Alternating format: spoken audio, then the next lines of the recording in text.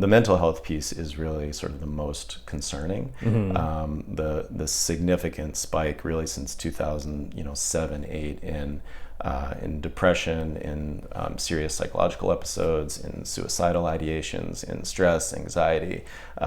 It's really sort of frightening. And there are a number of studies that have made the connection. They have found a relationship between, the addiction to, cellular, phone technology in particular, screen addiction. It's a culture problem. Yeah. That's exactly right. And that for me is, I would say, is really one of the driving forces behind why I've become so sort of passionate about this, is that to just walk around our high school, and it's not unique to our high school. I mean, it's any school where phone use is pretty permissive and therefore pervasive, to peer into the lunchroom and see 1,000 teenagers almost to a person on their devices is a jarring sight. It just doesn't look right. We're talking about teens who should be, they should be silly, they should be talking, they should be goofing around, they should be, doing the sort of, I don't know, these sort of teenage kind of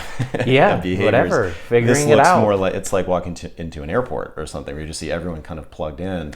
Even just once you get their attention away from the device, I can only imagine, once my child is a teenager, there is a sort of presence that's missing, and they're looking for every opportunity they can to get their fix to their addictive device in the classroom. And if their mind is on that, then it's not on what I need it to be, and even if it is, it's fleeting. And so, just as you said, I mean, teaching is hard. It's hard to get students engaged in learning, and it's, I'm teaching world history to 14-year-olds. They're not exactly salivating for what I have to offer them. And now I got the phone to compete with. And in the absence of something consistent, then it really is the Wild West for teachers. And so when students take out their phones, they don't know, unless a teacher has made it very clear from the beginning of the year, they don't know what the response is going to be.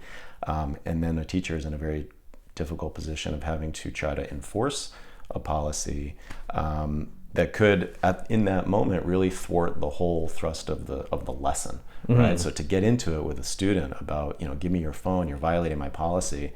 You go back and forth on that for a couple minutes. Of course, all the students' attention is zapped. And you lose your momentum. Where whatever direction we go, because we are the models in the high school, just as you are for your teenager at home, we need to model the behavior that we're asking our students to do. Just like I ask my students not to, use really offensive or foul language in class, then I need to be mindful of that too. And this is another one of those behaviors where if we are not practicing what we preach, then we can and I would say should be accused of hypocrisy, because we're no better. Similar background. Which is why we need to ask this question, right? Like, what do you parents want? Thinking about your middle schoolers coming in, they're coming from a no phone environment. What kind of environment do you think they should be coming into as high schoolers? It's kind of a whiplash thing. You come from 3 years of no phone, and then it's like, okay, now the wild, wild west. Open season, that's and right. And you kind of unlearn good behaviors. Well, and you're unleashing, the device at, in my opinion, the exact wrong time, when they're sort of in this big new environment of the high school, to suddenly turn to students and say, okay, just use your phone as you see fit during the day.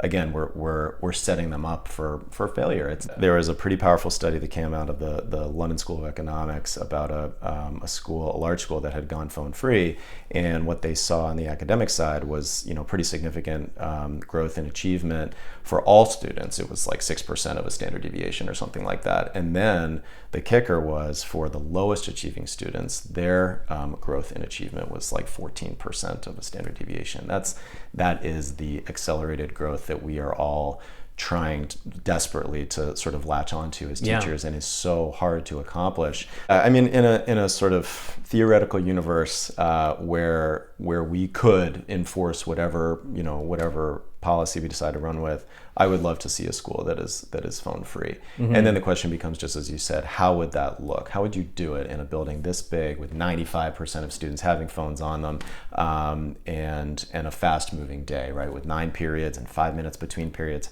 How would you actually manage that? I think the only way to manage it in a building of our size would be to, just as you said, there would have to be some sort of deposit system like at a the start. Physical separation from your phone. There would have to be, because